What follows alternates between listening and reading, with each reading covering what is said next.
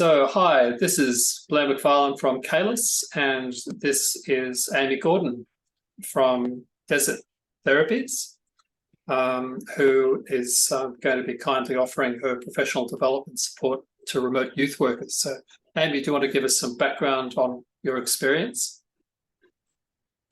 Sure. So my journey kind of started a while ago now. I've been working for nearly 10 years in the First Nations space, primarily in youth programs. So the beginning of my story kind of starts in the Western Desert.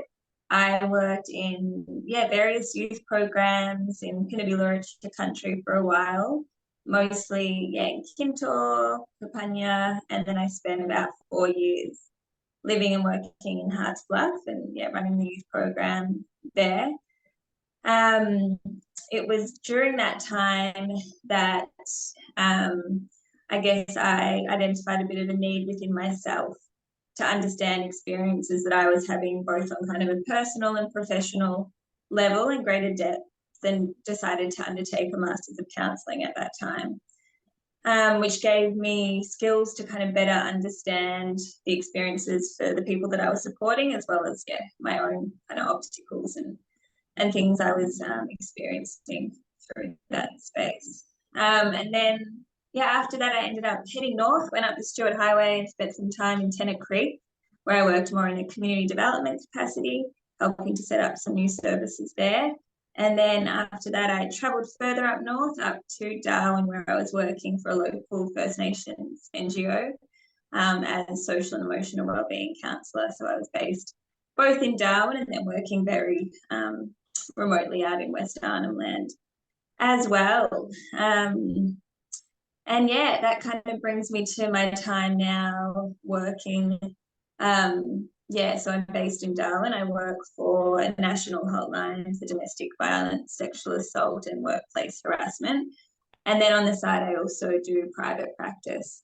And that kind of, brings me to my work with Caelus. I hope to offer support for youth workers because usually, during my time, there was occasions where I reached out to a lot of the EAP programs and I just felt a kind of disconnect in some of the support that I was provided with, just a lack of kind of that lived experience that I seem to be facing.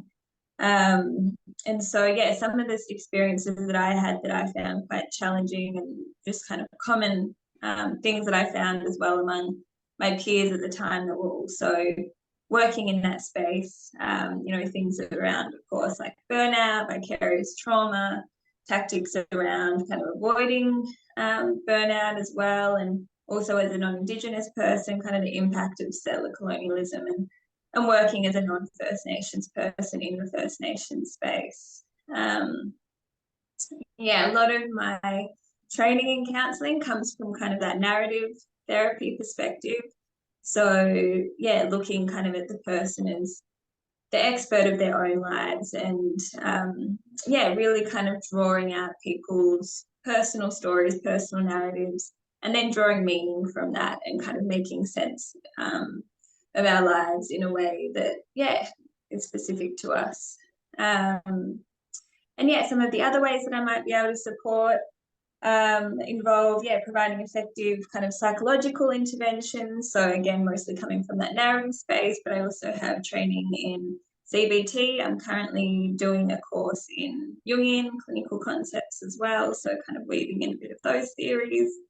And obviously offering that safe and non-judgmental space and environment to explore some of the challenges, personal support and capacity building, mentoring, mental health support, and then obviously things around providing psychoeducation and kind of, I always found it quite helpful to learn about kind of the way the brain works and how trauma can affect the brain as well. Just allowing space for like critical reflection as well and professional development in that space as well. Thanks, Amy. I guess that's kind of a bit of a summary. Thanks. That's a very effective summary. So basically, you're now going to be going onto our website and we'll anybody who's interested in contacting you can book sessions through Caylus by contacting me through the caylus@caylus.org.au email, and I'll be lining up the sessions, but there'll be no reporting back other than the time of the session and the name of the person. There's no further reporting. We don't interfere or pry into what goes on between the counsellor and the council. And we see this as a professional development service because of your expertise, as you say, the lived experience you've got in that field, which makes you much better qualified than the average person to provide that professional development.